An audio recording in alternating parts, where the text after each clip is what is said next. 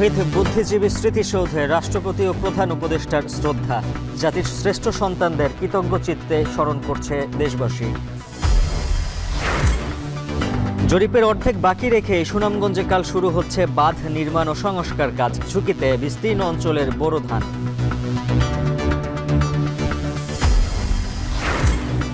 বছর ব্যবধানে আরব আমিরাতে কর্মী পাঠানো নেমেছে অর্ধেকে। প্রতিষ্ঠান ও নিয়োগদাতা পরিবর্তনের সুযোগ বঞ্চিত বহু প্রবাসী।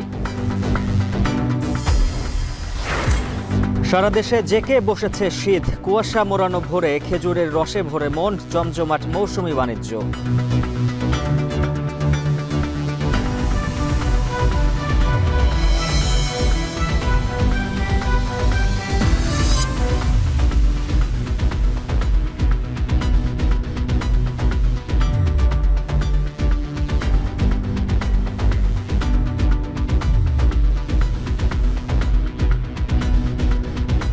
স্বাগত এখন বাণিজ্যে। পুরো আয়োজনের সঙ্গে আছে আমি উজ্জ্বল হাফিজ। শহীদ বুদ্ধিজীবী দিবস আজ ভোরে মিরপুরে বুদ্ধিজীবী স্মৃতিসৌধে ফুল দিয়ে শ্রদ্ধা জানান রাষ্ট্রপতি মোহাম্মদ শাহাবুদ্দিন ও প্রধান উপদেষ্টা ডক্টর মোহাম্মদ ইউনূস। এ সময় শহীদদের স্মৃতির প্রতি শ্রদ্ধা জানিয়ে কিছু সময় নীরবে দাঁড়িয়ে থাকেন তারা। বিস্তারিত জানাচ্ছেন হাসিফ বিল্লাহ। ভোরের আলো ফুটতেই মিরপুর শহীদ বুদ্ধিজীবী স্মৃতিসৌধে উপস্থিত হন রাষ্ট্রপতি মোহাম্মদ শাহাবুদ্দিন। ফুলেল শ্রদ্ধা জানান মহান স্বাধীনতা যুদ্ধে শহীদ বুদ্ধিজীবীদের প্রতি।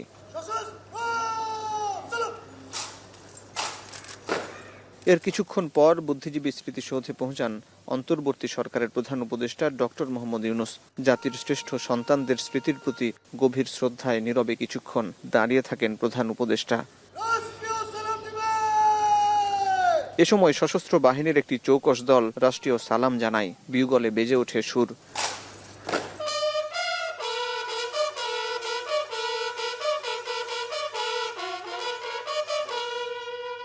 এরপর শহীদ বুদ্ধিজীবী পরিবারের সদস্য, যুদ্ধাহত ও বীর মুক্তিযোদ্ধা সহ দেশের গুরুত্বপূর্ণ অংশীজনদের সাথে কুশল বিনিময় করেন প্রধান উপদেষ্টা। পরে মুক্তিযুদ্ধ বিষয়ক উপদেষ্টার নেতৃত্বে শহীদ বুদ্ধিজীবী পরিবারের সদস্য ও বীর মুক্তিযোদ্ধারা স্মৃতিসৌধের বেদিতে ফুল দিয়ে শ্রদ্ধা জানান। এ সময় আইন উপদেষ্টা বলেন, ২৪-এর গণঅভ্যুত্থান বুদ্ধিজীবীদের আত্মত্যাগেরই ধারাবাহিকতা। আর প্রধান উপদেষ্টার প্রেস সচিব বলেন, শহীদ বুদ্ধিজীবীদের দেশ গড়ার স্বপ্ন ধারণ করে অন্তর্বর্তী সরকার। শহীদ বুদ্ধিজীবীদের যে আইডিয়ালস, তাদের যে লড়াই, সেটাকে আমরা ধারণ করি। ঠিক 71-এ যেভাবে ঠক করে ওনাদেরকে ধরে নিয়ে গিয়েছিল পাক হানাদার বাহিনী এবং তাদের দোসররা, আপনি একই পুনরাবৃত্তি কিন্তু আমরা জুলাই দেখেছি। আমরা 1971 সালে বহু মানুষের আত্মত্যাগের পর, বহু শহীদ বুদ্ধিজীবীর আত্মত্যাগের পর আমরা স্বপ্নের বাংলাদেশ গড়তে ব্যর্থ হয়েছিলাম। একদলীয় মানসিকতার জন্য, একটা দলের ব্যর্থতার জন্য। আজকে কোনোভাবেই যেন সেই ব্যর্থতার পুনরাবৃত্তি না হয়। আমাদের তরুণদের আত্মত্যাগের বিনিময়ে রাষ্ট্র গড়ার যে দ্বিতীয় সুযোগ আমরা পেয়েছি, সেই সুযোগ যেন আমরা কোনোভাবেই নস্যাৎ না করি, সেই সুযোগ যেন আমরা কোনোভাবেই নষ্ট না করি, সেটাই যেন আমাদের প্রত্যয় হয়। পরে সর্বসাধারণের জন্য উন্মুক্ত করে দেওয়া হয় বুদ্ধিজীবী স্মৃতিসৌধের গেট। ঢল নামে বিভিন্ন সংগঠন ও নানা শ্রেণী পেশার মানুষের। বাঙালি জাতির দীর্ঘ লড়াই সংগ্রামে বুদ্ধিজীবীরা মেধা, মনন কিংবা লেখনের মাধ্যমে মুক্তিযুদ্ধের সংগঠকদের প্রেরণা জুগিয়েছেন। গোটা জাতিকে উদ্বুদ্ধ করেছেন অধিকার আদায়ের সংগ্রামে। তবে দীর্ঘ 53 বছরে বুদ্ধিজীবীদের যে স্বপ্ন ছিল একটি গণতান্ত্রিক, মানবিক এবং বৈষম্যহীন বাংলাদেশ গড়ার, সেই স্বপ্ন আজও অধরা রয়ে গেছে।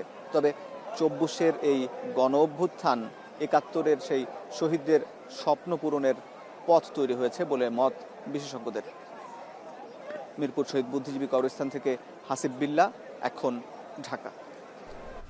মিরপুর শহীদ বুদ্ধিজীবী স্মৃতিসৌধে শ্রদ্ধা নিবেদন করেছেন বিভিন্ন রাজনৈতিক দল, সংগঠন ও সাধারণ মানুষ। সেখানে আছেন সহকর্মী নাইম আবির। সবশেষ খবর জানবো তার কাছ থেকে। আবির, শহীদ বুদ্ধিজীবী স্মৃতিসৌধে শ্রদ্ধা নিবেদনের সবশেষ খবর জানাবেন। পাশাপাশি শ্রদ্ধা নিবেদন করতে আসা বিভিন্ন শ্রেণী পেশার মানুষরা কি বলছেন?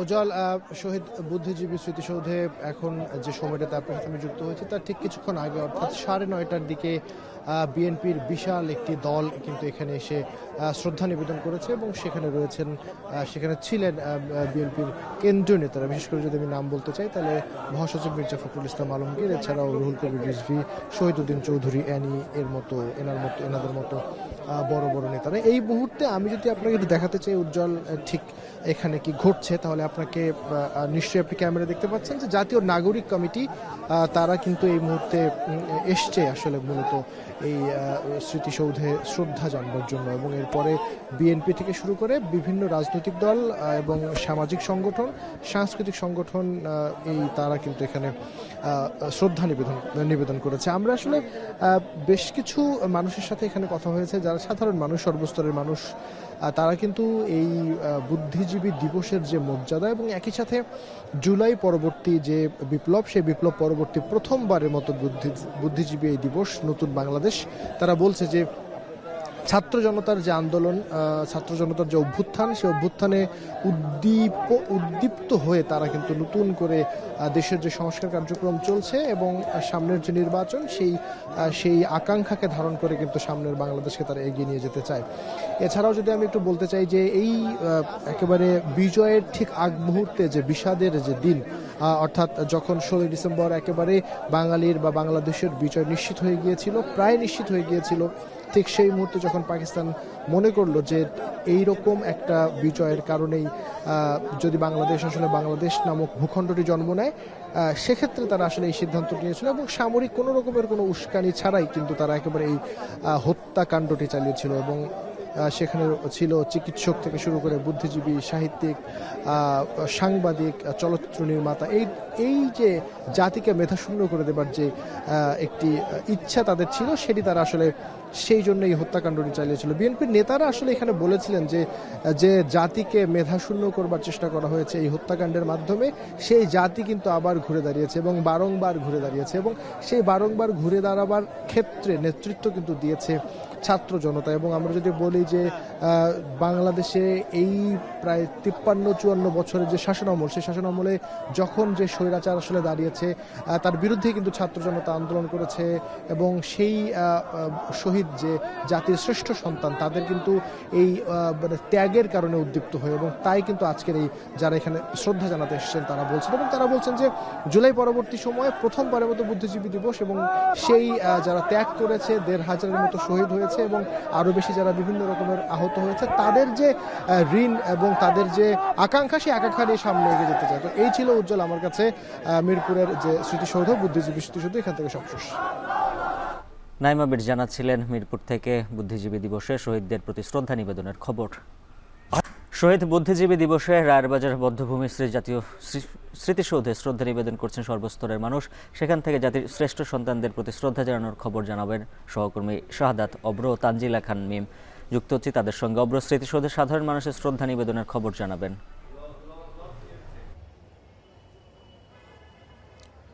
উজ্জ্বল, আমি যেমনটা এর আগেই জানাচ্ছিলাম যে সময় বাড়ার সাথে সাথে কিন্তু বাড়বে ভিড়, তেমনটাই কিন্তু আমি লক্ষ্য করছি। সাধারণ শ্রেণী পেশার মানুষ থেকে শুরু করে রাজনৈতিক সংগঠন সবাই কিন্তু এখানে এসেছেন এবং শহীদ যারা হয়েছেন একই সাথে বুদ্ধিজীবী দিবসে বুদ্ধিজীবীদেরকে কিন্তু শ্রদ্ধা জানাচ্ছেন। বিশেষ করে যারা কিনা ছাত্র এবং ছাত্রছাত্রী, তাদেরকে কিন্তু এখানে দেখতে পাচ্ছি স্কুল ড্রেস পরে কিন্তু একে একে এখানে এসেছেন এবং শহীদ বুদ্ধিজীবীদের কিন্তু এখানে এসে স্মরণ করছে। আরও দেখতে পেয়েছি যারা কিনা স্বজন আছেন তারা এখানে অশ্রুসিক্ত নয়ন নিয়ে কিন্তু এখানে এসেছেন এবং বলছেন তাদের স্মৃতির কথা, তারা প্রতিদিন কি দুঃসহ সময় কাটিয়েছেন সেই কথাগুলো কিন্তু আমাদের সাথে তারা শেয়ার করছিলেন। তখন কিন্তু তারা বলছিলেন যে তাদের বাবা কিংবা তাদের যেই স্বজন আছে তার কিন্তু কোনোভাবেই তাকে খুঁজে পায়নি, না পেয়ে একটা সময় কিন্তু তারা হাল ছেড়ে দিয়েছেন, এমন স্বজনরাও এসেছেন। সেই দুঃসহ দিনের কথাই আমরা শুনছিলাম। এখন আমি একটু মিমের কাছে জানতে চাইবো যে এই যে দুঃসহ দিনের কথা আপনিও শুনেছেন যারা কিনা স্বজন এসেছে তাদের কাছে, তো আপনার কাছে কি মনে হয় যে ওই সময়টা তাদের আসলে মানসিক অবস্থা কেমন ছিল? আপনার ঘরে আপনি রাতের বেলা ফিরে কিন্তু অপেক্ষা করেন আপনার বাবা কখন কাছ থেকে ফিরবে। সে যদি না ফিরে ঘরে, অথবা এমন হলো সে ফিরলো, আপনারা একই সঙ্গে রাতের খাবার খেয়ে ঘুমোতে গেলেন, ঠিক সেই সময় এসে আপনার বাবাকে কেউ নিয়ে গেল এবং আপনার বাবা কোথায় গিয়েছে, কি হয়েছে, কোথায় আপনার বাবা জীবিত আছে না মৃত, কিছুই আপনি জানেন না। কিন্তু তার অনেকগুলো দিন পরে এই রায়ের বাজার বধ্যভূমিতে তার অনেক লাশ পাওয়া গেল, ছিন্ন বিচ্ছিন্ন লাশ। সেই লাশগুলোর মধ্যেও আপনার বাবা আসলে আছে কিনা জানেন না। তবে হ্যাঁ, বলা হয়ে থাকে যে যেখানে আসলে সেখানে যেহেতু অনেকগুলো বেওয়ারিশ লাশ পাওয়া গিয়েছে এবং সেই লাশগুলো যেহেতু বুদ্ধিজীবীদেরই, যারা পাক বাহিনীরা সেই রাতে ধরে নিয়ে এসেছিল সেখানেই, তাহলে আপনি ধরে নিচ্ছেন যে সেখানেই হয়তো আপনার বাবা আছে। আপনি ভাবুন যে সেই অবস্থায় আসলে একজন সন্তানের মানসিক অবস্থায় কীরকম থাকে। এবং সেই দুঃসহ স্মৃতি নিয়েই কিন্তু তারা এই যে 53টি বছর, প্রায় 53 বছর শেষ হয়ে যাচ্ছে, 54 বছরে পার হবে আর 2 দিন পরেই বাংলাদেশ, সেই 53 বছর তাদের বুকের ভেতর সেই দুঃসহ স্মৃতি নিয়ে তারা বইছে। শহীদ সন্তানদের কাছে গণমাধ্যম কর্মীরা প্রশ্ন করছিল, এই যে নতুন বাংলাদেশের পথে যে হাঁটছে সেটিকে আসলে তারা কতটুকু সমর্থন করছে, বা নতুন বাংলাদেশ যেভাবে রূপ নিচ্ছে সেটির পাশে তারা কতটুকু আছে। তারা বলছেন সম্পূর্ণরূপে আছেন তারা পাশে, কিন্তু এই যে নতুন বাংলাদেশের প্রেক্ষাপট পরিবর্তিত হচ্ছে, নতুন বাংলাদেশের রূপ পরিবর্তন হচ্ছে, সেই রূপ যেন সেই রূপেই যায় যেখানে যেই বাংলাদেশের স্বপ্ন সেই 1971 সালে বুদ্ধিজীবীরা, শহীদ সন্তানেরা, পাশাপাশি যারা শহীদ হয়েছিলেন বীর মুক্তিযোদ্ধারা, তারা যারা সকলে মিলে সেই সময়কার মানুষরা যেই স্বপ্ন দেখেছিলেন, স্বাধীন সার্বভৌমত্ব বিশ্ব দরবারে মাথা উঁচু করে দাঁড়ানোর বাংলাদেশ, সেই বাংলাদেশ যেন এই নতুন বাংলাদেশ নতুন প্রেক্ষাপটেও গিয়ে দাঁড়ায়। আপনার কাছে আমি আসতে চাই, তবে আমি আপনার সাথে একটু যুক্ত করতে চাই যে এই যে নতুন বাংলাদেশের স্বপ্ন, সেই স্বপ্নটা কিন্তু নতুন নয়, বরঞ্চ হচ্ছে মুক্তিযোদ্ধারা যে বাংলাদেশের স্বপ্ন দেখেছিল, স্বজনরা কিন্তু তাই বলেছে যে এই যে স্বপ্নটা কিন্তু পূরণ হয়নি, যার কারণে আরেকটি নতুন একটি সুযোগ এসেছে বাংলাদেশকে নতুন করে গড়বার। আর আপনার পিছনে আপনি নিশ্চয়ই দেখতে পাচ্ছেন যে একটি জানালা আছে, সেই জানালা দিয়ে আপনি আসলে কি মনে করেন যে এই জানালায় কেন প্রতীক হয়ে উঠেছে বুদ্ধিজীবীদের?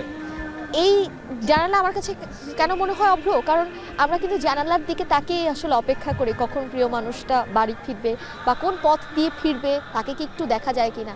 ঠিক তেমনি এই যে বলছিলাম স্বজনদের কথা, সন্তানদের কথা, বুদ্ধিজীবীদের, তারাও কিন্তু ঠিক একই রকমভাবে পথ যেই বসে আছেন, জানে যে ফিরবে না, কিন্তু প্রিয় মানুষের জন্য অপেক্ষাও তো আসলে পুরোবার নয়।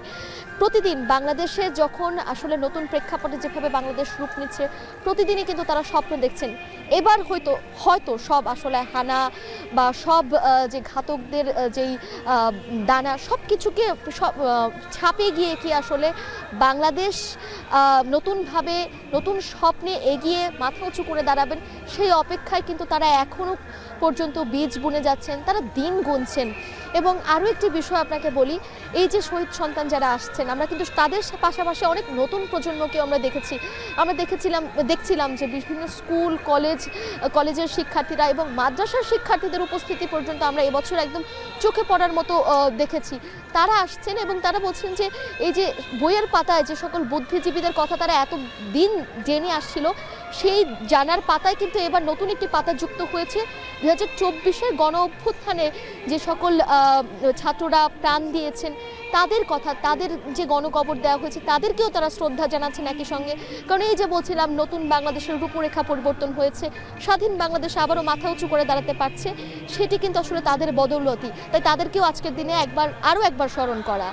আপনি যেমনটা বলছিলেন আসলেই কিন্তু তাই, এবং কি এই যে 24-এ এসেও কিন্তু হচ্ছে যেই স্বপ্নটা দেখে মুক্তিযুদ্ধের সময় মানুষ ঝাঁপিয়ে পড়েছিল, তরুণরা ঝাঁপিয়ে পড়েছিল, সেই ঝাঁপিয়ে পড়ার কিন্তু নতুন একটি উদ্যম নিয়ে ঝাঁপিয়ে পড়ার দৃশ্য কিন্তু আমরা 2024-এ দেখেছি। এবং সেই 24-এর যেই অনুপ্রেরণা, সেই অনুপ্রেরণায় অনুপ্রাণিত হয়েই নতুন বাংলাদেশ গড়তে হবে, এমনটাই আশা করছেন এখানে যারা আছেন তারা এবং আমরাও। এ ছিল আমার কাছে সর্বশেষ। শহীদ বুদ্ধিজীবী দিবসে জাতির শ্রেষ্ঠ সন্তানদের স্মরণ করছে দেশবাসী, সেই খবর জানাচ্ছিলেন সহকর্মীরা। বৈষম্যহীন রাষ্ট্র প্রতিষ্ঠায় শহীদ বুদ্ধিজীবী দিবসের শপথ বলে মন্তব্য করেছেন বিএনপির মহাসচিব মির্জা ফখরুল ইসলাম আলমগীর। সকালে মিরপুরে শহীদ বুদ্ধিজীবী স্মৃতিসৌধে শ্রদ্ধা জানানোর পর তিনি আরও বলেন, সামনে অবাধ নিরপেক্ষ নির্বাচনের মধ্য দিয়ে দেশে আবার গণতন্ত্র ফিরে আসবে। নতুন সুযোগ সৃষ্টি করেছি, সেই সুযোগকে সম্পূর্ণ সদ্ব্যবহার করে আমরা বাংলাদেশে একটি সত্যিকার অর্থেই একটি গণতান্ত্রিক রাষ্ট্র, একটি আধুনিক রাষ্ট্র, একটি বৈষম্যহীন রাষ্ট্র আমরা প্রতিষ্ঠা করতে চাই। জনগণের ইচ্ছা অনুযায়ী একটি নির্বাচনের ব্যবস্থা হবে, অবাধ সুষ্ঠু নিরপেক্ষ নির্বাচন। নির্বাচনের মধ্য দিয়ে জনগণ তাদের প্রতিনিধি নির্বাচন করার সুযোগ পাবেন, পার্লামেন্ট গঠন করার সুযোগ পাবেন, সরকার গঠন করবার সুযোগ পাবেন। সারা দেশে যথাযোগ্য মর্যাদায় পালিত হচ্ছে শহীদ বুদ্ধিজীবী দিবস। বধ্যভূমি ও শহীদ স্মৃতিসৌধে অর্পণ করা হচ্ছে পুষ্পস্তবক। এ নিয়ে বিস্তারিত জানাতে বরিশাল থেকে যুক্ত আছেন সহকর্মী ফিরদাউস সোহাগ ও রংপুরের টাউন হলে আছেন সহকর্মী মোকাররম হোসাইন। শুরুতেই যেতে চাই বরিশালে। সোহাগ, জানাবেন বুদ্ধিজীবী দিবস ঘিরে সেখানে কি কি কর্মসূচি রয়েছে? আপনাকে ধন্যবাদ। বুদ্ধিজীবী দিবসে যথাযোগ্য মর্যাদায় পালন করা হচ্ছে বরিশালে। এখানে নানা আয়োজন রয়েছে। এই মুহূর্তে আমরা রয়েছি বরিশালের বধ্যভূমিতে, কীর্তনখোলা নদীর তীরের যে বধ্যভূমি সেখানে কিছুক্ষণ আগে বিভাগীয় প্রশাসন এখানে পুষ্পস্তবক অর্পণ করেছেন। এই মুহূর্তে জেলা প্রশাসনের পুষ্পস্তবক অর্পণ চলছে। একটু জানিয়ে রাখি যে বরিশালে সারা দেশের মতো এখানেও কিন্তু অসংখ্য বুদ্ধিজীবীদের হত্যা করা হয়েছিল এই 14 ডিসেম্বর। সেখানে শিক্ষক, সাংবাদিক সহ বিভিন্ন স্তরের সরকারি কর্মকর্তা সহ বিভিন্ন স্তরের মানুষ ছিলেন। 70 জনের অধিক কিন্তু মানুষকে হত্যা করা হয়েছিল। এই মুহূর্তে আমরা একটু দেখাবার চেষ্টা করছি বরিশালের জেলা প্রশাসন শহীদ বুদ্ধিজীবী দিবসে যে শ্রদ্ধা অর্পণ করছেন সেটি কিন্তু আমরা দেখাবার চেষ্টা করছি। এখানে যারা রয়েছেন তারা কিন্তু আমরা একটু দেখাবার চেষ্টা করছি জেলা প্রশাসনের পক্ষ থেকে যে শ্রদ্ধা অর্পণ করা হয়েছে। জেলা প্রশাসক এই মুহূর্তে রয়েছেন, আপনার কাছ থেকে আমরা একটু শুনতে চাইব আজকের শ্রদ্ধা নিবেদন কি প্রত্যাশা রয়েছে দেশে। ধন্যবাদ আপনাকে। আজ 14 ডিসেম্বর শহীদ বুদ্ধিজীবী দিবস। 1971 সালের এই দিনে আমাদের কবি, সাহিত্যিক, শিক্ষক এবং আমাদের যত বুদ্ধিজীবী ছিল তাদেরকে রাতের অন্ধকারে ধরে এনে জাস্ট 14 ডিসেম্বরে আমাদের জাতিকে মেধাশূন্য করার জন্য পাকিস্তানি হানাদার বাহিনী এবং আমাদের এই দেশের যারা আলবদর রামসাম ছিল তারা হত্যা করেছে। এবং তাদের আজকে আমরা তাদের শ্রদ্ধা জানাতে আজকে শহীদ বুদ্ধিজীবী দিবসে বধ্যভূমিতে আমরা ফুল দিয়ে তাদেরকে পুষ্প অর্পণ করেছি। অসংখ্য ধন্যবাদ আপনাকে। আমরা লাইভে রয়েছি, তো আমরা এখন যেটা বলবো যে শহীদ বুদ্ধিজীবী দিবসে কিন্তু বরিশালের সব শ্রেণীর মানুষ কিন্তু সরকারি কর্মকর্তা, বেসরকারি কর্মকর্তা সহ বিভিন্ন শ্রেণীর কর্মকর্তারা কিন্তু শ্রদ্ধা নিবেদন করলেন। একই সাথে কিন্তু আমরা দেখেছি যে বরিশালে শহীদ বুদ্ধিজীবী দিবসে বিএনপি ও অঙ্গ সংগঠনের নেতাকর্মীরা এবং বিভিন্ন রাজনৈতিক সামাজিক সংগঠনের নেতাকর্মীরাও কিন্তু শ্রদ্ধা অর্পণ করেছেন। এবং আজকের এই শ্রদ্ধা অর্পণ ছাড়াও কিন্তু বিভিন্ন আলোচনা সভাও রয়েছে এবং দোয়া মোনাজাত রয়েছে। এর মধ্য থেকে বরিশালে কিন্তু পালিত হচ্ছে শহীদ বুদ্ধিজীবী দিবস। এতটুকুই ছিল বরিশালে যে শহীদ বুদ্ধিজীবী দিবসে যে কার্যক্রম রয়েছে তার সবশেষ খবর। বরিশাল থেকে যুক্ত ছিলেন সহকর্মী ফিরদাউস সোহাগ। এদিকে রংপুরে অসংখ্য বধ্যভূমির সন্ধান মিললেও সরকারিভাবে চিহ্নিত করা হয়েছে মাত্র 13টি। আর অনেক বুদ্ধিজীবী হত্যা হলেও শহীদ বুদ্ধিজীবী হিসেবে সরকারি গেজেটে স্থান পেয়েছেন মাত্র একজন। এ অবস্থায় রংপুরে পালিত হচ্ছে শহীদ বুদ্ধিজীবী দিবস। রংপুর টাউন হল বধ্যভূমি থেকে সে বিষয়ে বিস্তারিত জানাবেন সহকর্মী মোকাররম হোসাইন। মোকাররম।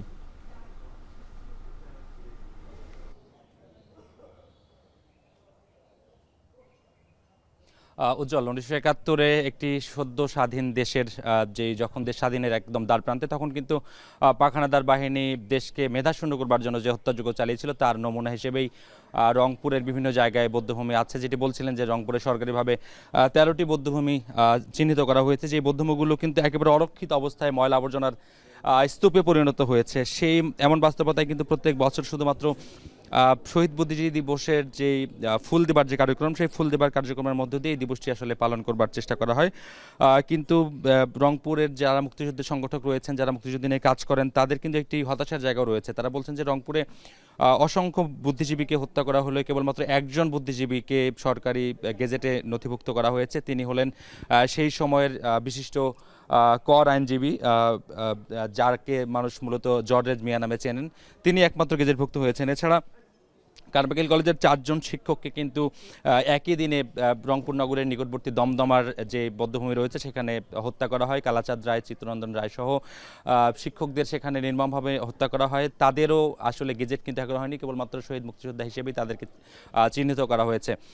একই সঙ্গে রংপুরের যেই বধ্যভূমিতে আমরা এই মুহূর্তে দাঁড়িয়ে আছি, পেছনে যেখানে পুষ্পস্তবক দেবার যে আনুষ্ঠানিকতা ছিল সেই জায়গাটিতে কিন্তু একটি কূপ ছিল। আমরা দেখেছি এখানকার ইতিহাসবিদ যারা রয়েছেন তারা বলছেন যে এখানে যখন এই এই জায়গাগুলো সংস্কার করা হয় তখন এখানে মুক্তিযোদ্ধাদের মাথার খুলি, মাথার চুল সহ দেহের বিভিন্ন খণ্ডাংশ অংশবিশেষ কিন্তু এখানে মিলেছে। ধারণা করা হয় রংপুরের মধ্যে সবথেকে বেশি নির্যাতনের যে সাক্ষী সেটি এই টাউন হল এবং রংপুর নগরের পাশেই দমদমা যে বধ্যভূমি রয়েছে সেই দমদমার বধ্যভূমিটি।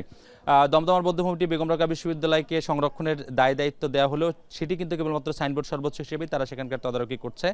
সেখানে মূলত দিবসকে কেন্দ্র করেই ছোটোখাটো ঘষামজা করে দিবস পালনের যে চেষ্টা সেটি করা হয়। তরুণ প্রজন্মের যারা প্রতিনিধি আছেন, বৈষম্য বিরোধী আন্দোলনে যারা নেতৃত্ব দিয়েছেন, তারা বলছেন যে মেধাভিত্তিক দেশ গঠনে 24-এর যে বিপ্লব সেটি কিন্তু একটি বড় ভূমিকা রাখবে। তারা বলছেন স্বাধীনতার 5 দশকে নানাভাবে বাংলাদেশকে মেধাশূন্য করবার একটি প্রয়াস চালানো হয়েছে। সেই মেধাশূন্য করবার যে অপচেষ্টা, সেই অপচেষ্টার জবাবে এই তরুণদেরকে বাংলাদেশে থেকেই বাংলাদেশ বিনির্মাণের জন্য কাজ করবার আহ্বান তারা জানিয়েছেন। এখানকার স্থানীয় প্রশাসন যারা রয়েছেন, বিভাগীয় কমিশনার এখানে কথা বলেছেন, মেট্রোপলিটন পুলিশ কমিশনার কথা বলেছেন, সবার কণ্ঠে কিন্তু 24 বিপ্লব পরবর্তী বাংলাদেশ বিনির্মাণের শৃঙ্খলার জন্য দেশের মানুষের সহযোগিতা চাওয়া হয়েছে। উজ্জ্বল, এই ছিল এই মুহূর্তে রংপুর থেকে বুদ্ধিজীবী দিবস পালনের সবশেষ। উজ্জ্বল।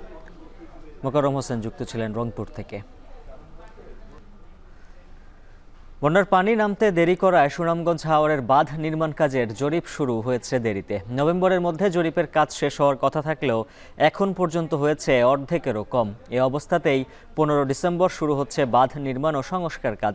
তবে এবার নির্ধারিত সময়ে কাজ শেষ না হলে ঝুঁকিতে থাকবে হাওরের বিস্তীর্ণ অঞ্চলের বোরোধান। চলতি বছর বাঁধ নির্মাণ কাজে এরই মধ্যে 124 কোটি টাকা বরাদ্দ দিয়েছে মন্ত্রণালয়।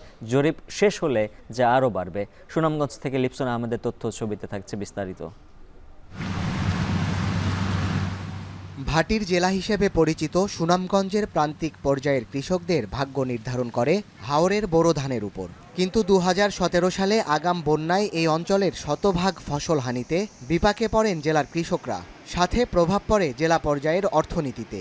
পরে ফসল রক্ষা বাঁধ নির্মাণে নতুন নীতিমালা গঠন করে সরকার, যেখানে ঠিকাদারি প্রথা বাদ দিয়ে নির্দিষ্ট সময়ের মধ্যে প্রকল্প বাস্তবায়ন কমিটি বা পিআইসির মাধ্যমে বাঁধ নির্মাণের নতুন নিয়ম করা হয়। পানি উন্নয়ন বোর্ডের তথ্যানুযায়ী জেলার ছোট বড় 134টি হাওরে প্রতি বছর 2.25 লাখ হেক্টরের মতো জমিতে বোরো ধানের আবাদ হয়। বিপুল এই ফসল রক্ষায় হাওরে বেড়িবাঁধ আছে প্রায় 1718 কিলোমিটার। এর মধ্যে 1162 কিলোমিটার বাঁধের জরিপের কাজ নভেম্বরের মধ্যে শেষ হওয়ার কথা থাকলেও এখন পর্যন্ত জরিপ হয়েছে অর্ধেকেরও কম। এছাড়া নীতিমালা অনুযায়ী নভেম্বর মাসের মধ্যে প্রকল্প নির্ধারণ ও পিআইসি গঠনের কাজ শেষ করার কথা থাকলেও চলতি বছর পানি নামতে দেরি হওয়ায় সব কাজই শুরু হয় দেরিতে। তবে চলতি বছর দেশের রাজনৈতিক অস্থিতিশীলতা ও বাঁধ নির্মাণে অগ্রগতি না থাকায় চরম দুশ্চিন্তায় হাওরের কৃষকরা। এছাড়া নির্মাণ কাজ সঠিকভাবে হওয়া নিয়েও শঙ্কা হাওরের নেতাদের। আমরা বুড়োর মৌসুম লাগানোর পরপরই বেড়িবাঁধ হওয়ার কথা, কিন্তু এখন পর্যন্ত বেড়িবাঁধের কোনো খবর নাই। বাঁধের খাসটা ঠিক মতো না হয়, তত্ত্বাবধান না হয়, আমরা দান ফান করবো। এই দান ফান তো আমরা ফাইনে বাসায় লই যাই। কষ্ট করে ক্ষেত করতেছি, এটি আকুল আবেদন জানাই বর্তমান সরকারের কাছে, যাতে আমরা এই যে বাঁধের কাজটা দ্রুত শুরু হয় এবং কাজটা যাতে টেকসই হয়। এমনি যেভাবে হওয়ার কথা এইভাবে হয় না। 18 সালও ঠিক আছে, এরপর থেকে ওই বিচ্যুতি করছে, নীতিমালা ফলোই করা হয়। এবার প্রথম পর্যায়ে সুনামগঞ্জ হাওরের বাঁধ নির্মাণ বাবদ 124 কোটি টাকা বরাদ্দ দিয়েছে মন্ত্রণালয়। তবে জরিপের কাজ শেষ হলে বরাদ্দের পরিমাণ আরও বাড়বে। 2024-25 অর্থ বছরে আমরা সুনামগঞ্জ জেলায় প্রায় 665টি স্কিম অনুমোদন দিয়েছি। ইতিমধ্যে বিভিন্ন উপজেলাগুলোতে গণশুনানি সম্পন্ন হয়েছে। এখন পিএইচি গঠন কিছু চলতেছে। আশা করতেছি যে নির্ধারিত সময়ের ভিতরেই পিএইচি গঠন করে কাজ শুরু করতে পারবে। 15 ডিসেম্বর থেকে আগামী 28 ফেব্রুয়ারি পর্যন্ত বাঁধ নির্মাণ কাজের মেয়াদকাল। নির্ধারিত সময়ে কাজ শেষ না হলে আসন্ন বড় মৌসুমে আগাম ঢল ও বন্যায় ফসল ক্ষতির শঙ্কা থেকেই যাচ্ছে হাওরের কৃষকদের। তাই যথাসময়ে কাজ সম্পন্নের দাবি তাদের। এখন সুনামগঞ্জ। টাঙ্গাইলে শীতের শুরু থেকে খেজুরের রস সংগ্রহে ব্যস্ত সময় পার করছেন গাছিরা। এই অঞ্চলের রসের গুণগত মান ভালো হলেও পর্যাপ্ত গাছ না থাকায় কাঁচা রসের চাহিদা মেটাতে হিমশিম খেতে হচ্ছে গাছিদের। যদিও স্বাস্থ্য ঝুঁকি থাকায় কাঁচা রস না খাওয়ার পরামর্শ চিকিৎসকদের। কাউসার আহমেদের তথ্য ছবিতে থাকছে বিস্তারিত। হেমন্তের শেষ ভাগ থেকে বাড়ছে শীতের দাপট। কুয়াশা মোড়ানো ভোরে খেজুরের রস সংগ্রহ কার্যক্রম। সূর্যের তেজ বাড়ার আগেই খেজুরের রসের স্বাদ নিতে ব্যস্ত অনেকে। স্বাস্থ্য ঝুঁকি জেনে অনেকে গরম করে খাওয়ার জন্য কিনছেন। এই চিত্র টাঙ্গাইলের কালীহাতির বিভিন্ন অঞ্চল জুড়ে। জেলায় রসের মান ভালো হওয়ায় রাজশাহী থেকে গাছিরা আসেন রসগুড় সংগ্রহে মৌসুমি বাণিজ্য করতে। মৌসুম জুড়ে প্রতিটি গাছ লিজ নেন 400 টাকায়। আমার রাজশাহী জেলার এদিককার গুড়ের মান ভালো, যেহেতু আমার রাজশাহী জেলার মাটি কমা, আর এদিক মাটি ভালো, মাটি গুণে সবকিছু হয়। কোনো গাছে 1 কেজি, কোনো গাছে 2 কেজি, 2.5 কেজি, 3 কেজি এরকম হয়। বিভিন্ন গাছে বিভিন্ন রকমের রস আসে। 80 কেজি 90 কেজি এরকম রস নামছে।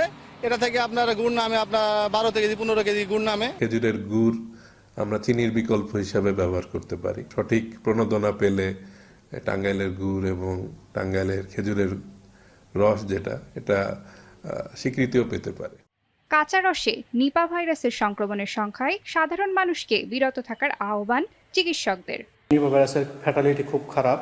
বর্তমানে শুরু থেকে বাংলাদেশে যতগুলো রোগী নিপা ভাইরাস আক্রান্ত হয়েছে তার মধ্যে প্রায় 72% উপরে মারা গেছে। খেজুর রস আমরা খেতে পারবো, একবার খেতে পারবো না তা না, সেটা আমরা অবশ্যই ফুটিয়ে খেতে হবে। কোনোভাবেই কাঁচা খেজুর রস খাওয়া যাবে না।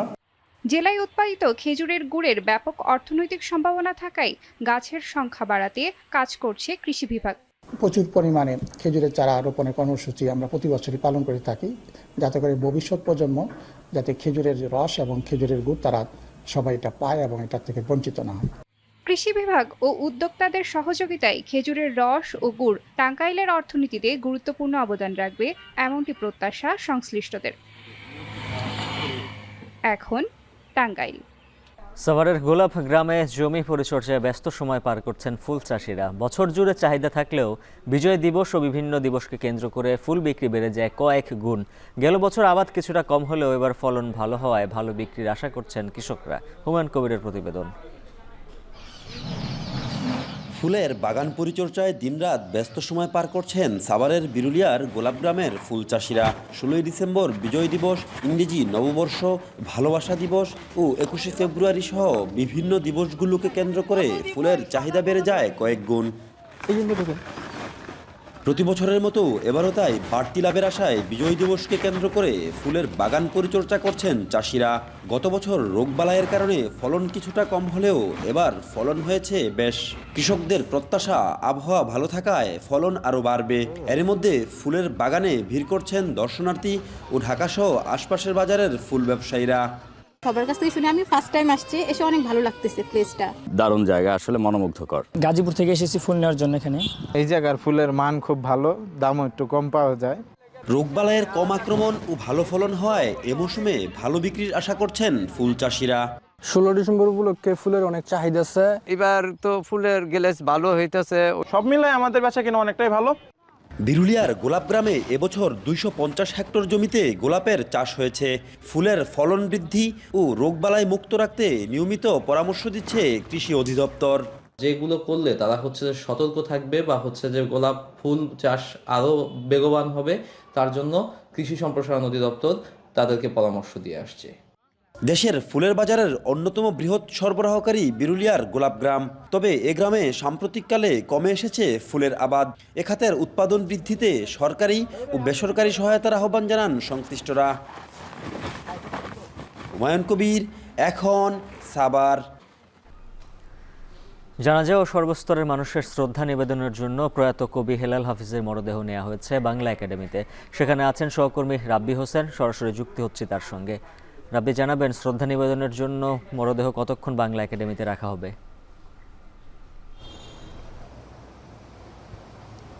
উজ্জ্বল, প্রেম ও দ্রোহের কবি হেলাল হাফিজ এই বাংলা একাডেমিতে বহুবার এসেছেন, তবে আজকে তাকে নিয়ে আসা হয়েছে কফিন আর কাফন মুড়িয়ে। তিনি গতকাল তার প্রয়াণ হয়েছে।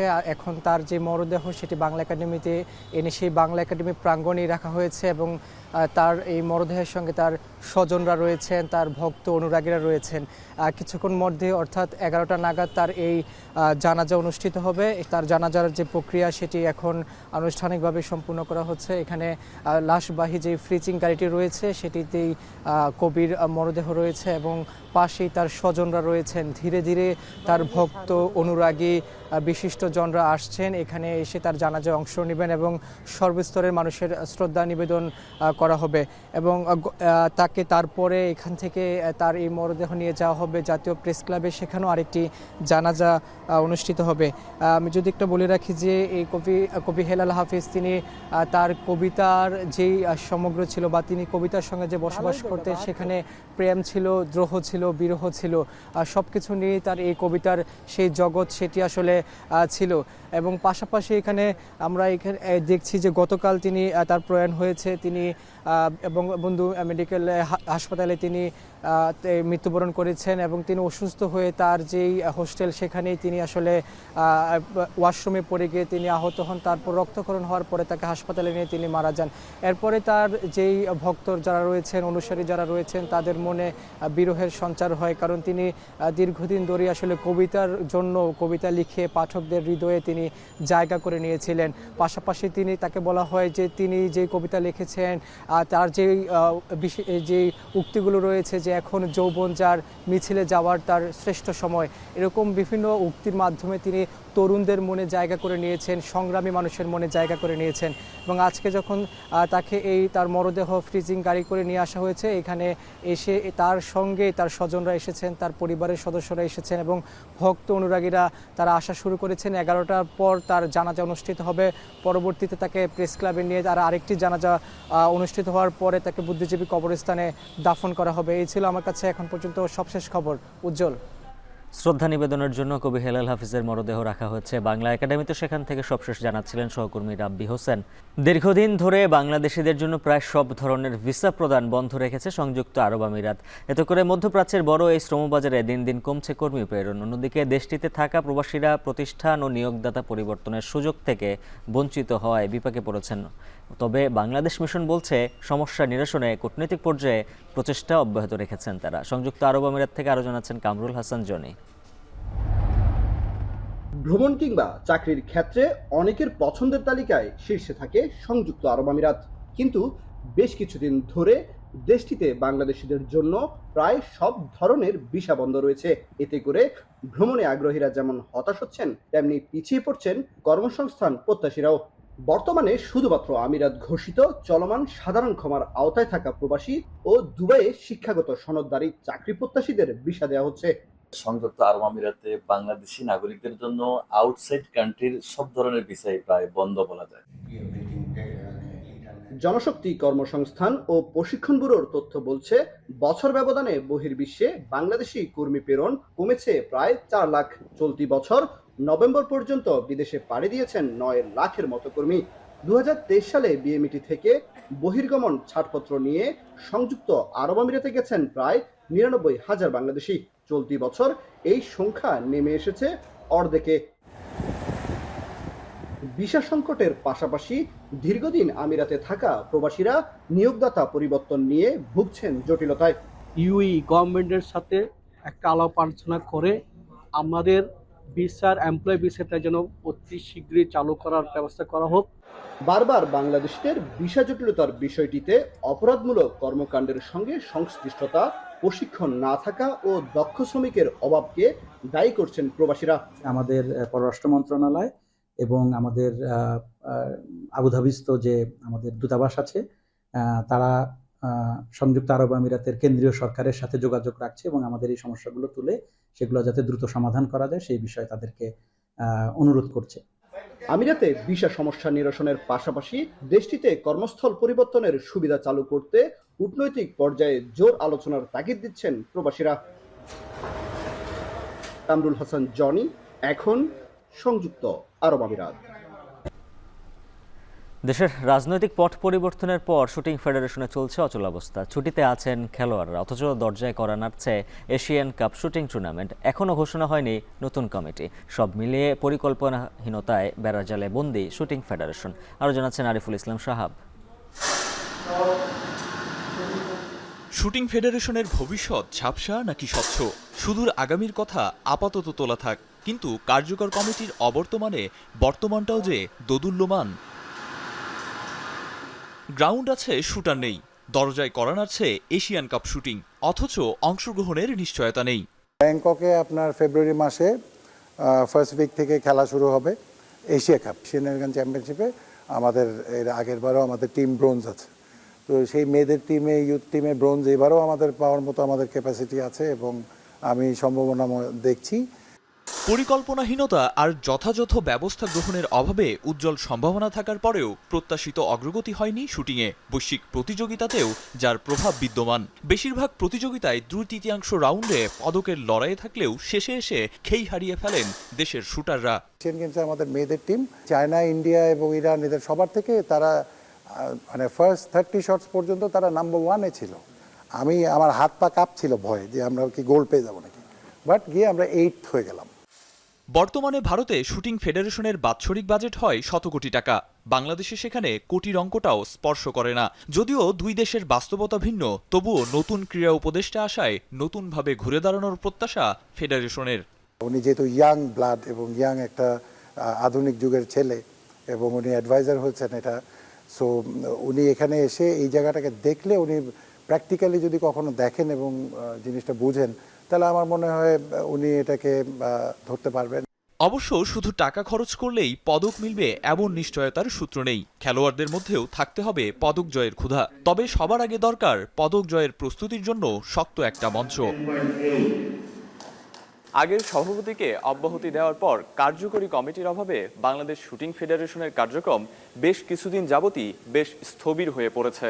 ফলে আগামী ফেব্রুয়ারিতে অনুষ্ঠিত হতে যাওয়া এশিয়ান কাপ শুটিংয়ে বাংলাদেশের অংশগ্রহণ পড়েছে অনিশ্চয়তার মুখে। তাই ক্রীড়া মন্ত্রণালয়ের কাছে শুটিং ফেডারেশনের দাবি দ্রুত সত্বর কার্যকরী কমিটি নিয়োগ দিয়ে কার্যক্রম সচল করার, যাতে করে বাংলাদেশ এশিয়ান কাপ শুটিংয়ে অংশগ্রহণ করতে পারে। আরিফুল ইসলাম সাহাব, এখন, ঢাকা।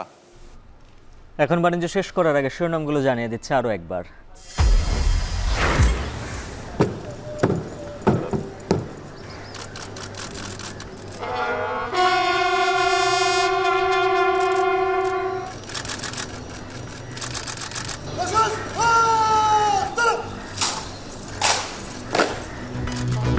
শহীদ বুদ্ধিজীবী স্মৃতিসৌধে রাষ্ট্রপতি ও প্রধান উপদেষ্টার শ্রদ্ধা, জাতির শ্রেষ্ঠ সন্তানদের কৃতজ্ঞ চিত্তে স্মরণ দেশবাসীর।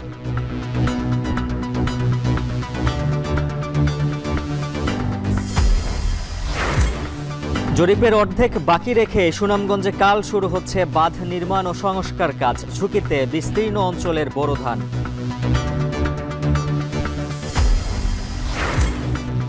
বছর ব্যবধানে আরব আমিরাতে কর্মী পাঠানো নেমেছে অর্ধেকে, প্রতিষ্ঠান ও নিয়োগদাতা পরিবর্তনের সুযোগ বঞ্চিত বহু প্রবাসী। সারা দেশে জেঁকে বসেছে শীত, কুয়াশা মোড়ানো ভোরে খেজুরের রসে ভরে মন, জমজমাট মৌসুমি বাণিজ্য।